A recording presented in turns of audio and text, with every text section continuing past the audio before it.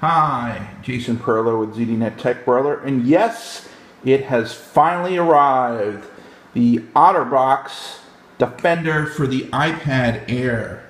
And yes, they also have one for the new series of iPad minis with Retina display as well. They sent me the iPad Air version and also a Kindle Fire HDX version, which just came out as well. Obviously, OtterBox is the gold standard in highly protective case solutions, pretty much started that industry. And I've always been favorable to their products for protecting smartphones and tablet devices of all different types. And the new OtterBox does not disappoint at all, although it is very much in line with the slimming down to the iPad Air. Much more of a slimmed down product than it used to be. I remember the old one, which just was an absolute tank. The one that came out for the iPad 1 and then the 2 and then the 3-4 series. And this is a much thinner case. Obviously, the usual concerns around, how much did they remove in terms of bulk? Did it affect actual device protectiveness? I think they did a really good job with this case, although it is definitely a much slimmer case than the Griffin Survivor that I have sitting here in the background that I just disassembled.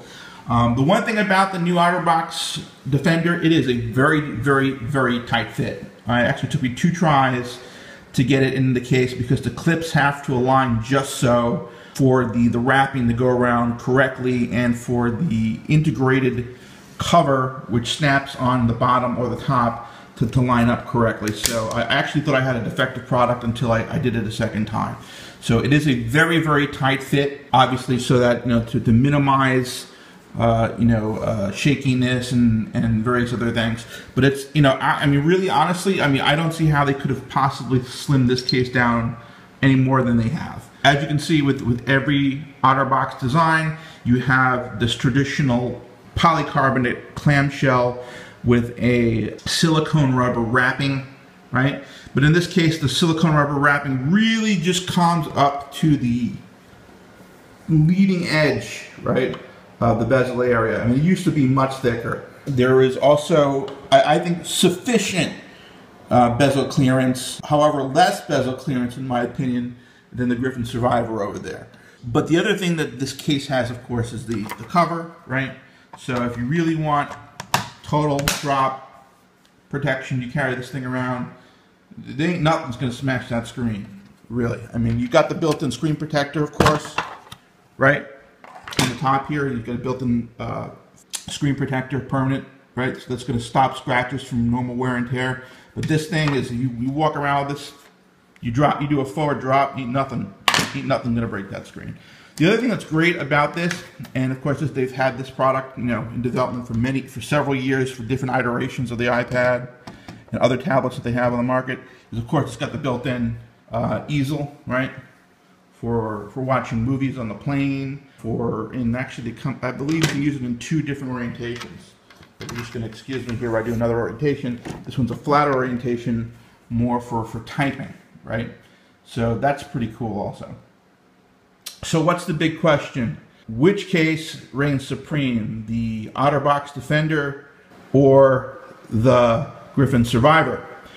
I think this is really more of a Mercedes versus BMW or Lexus versus Infiniti battle. They're both, $79 cases. They're both extremely protective.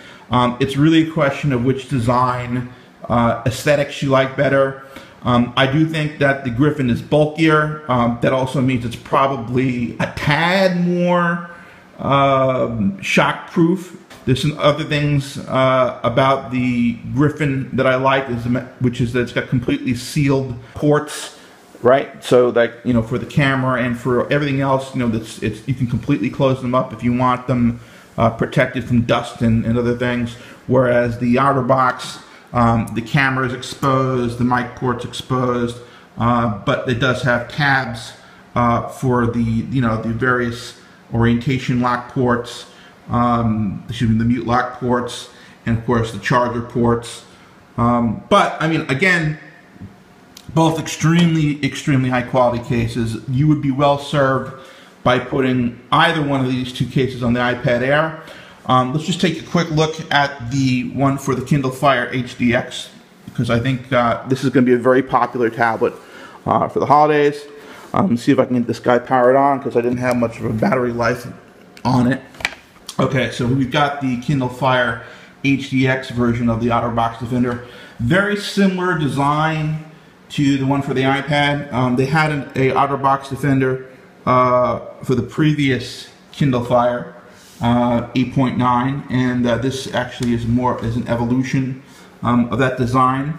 As you can see, it's got all the coverings for the various ports. The camera, of course, is completely usable, right?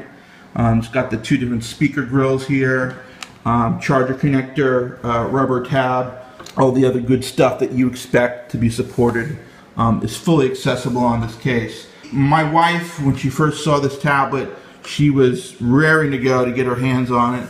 And as I know from history, that when Rachel gets a hold of a tablet, its lifetime is greatly diminished if it does not have a protective case on it. So I will be happy to hand this over to Rachel shortly, because I will know that it will be very safe and sound with this case on it. Just like the iPad, it's got the shock cover, right, with the built-in easel, which I think is really nice. Very nice amount, by the way, of bezel elevation here. There's actually more, the angle on the bezel is actually more severe than the one for the iPad. So actually you've got a good amount of raised area here in case this thing falls flat even without the cover on it. So it's a super nice case, believe me. If you can handle the fact that it's black. The iPad 1 comes in a couple of different colors. This is obviously one of the first production samples, so they sent me the black one. But you can get it in different color-coded combinations if you don't like the ugly black, although you may have to wait longer or pay a little bit more for them. So again, OtterBox Defender for the iPad Air, long time coming. I think it's a worthy successor to the previous version, and I recommend it heartily. Jason Perlow, signing off.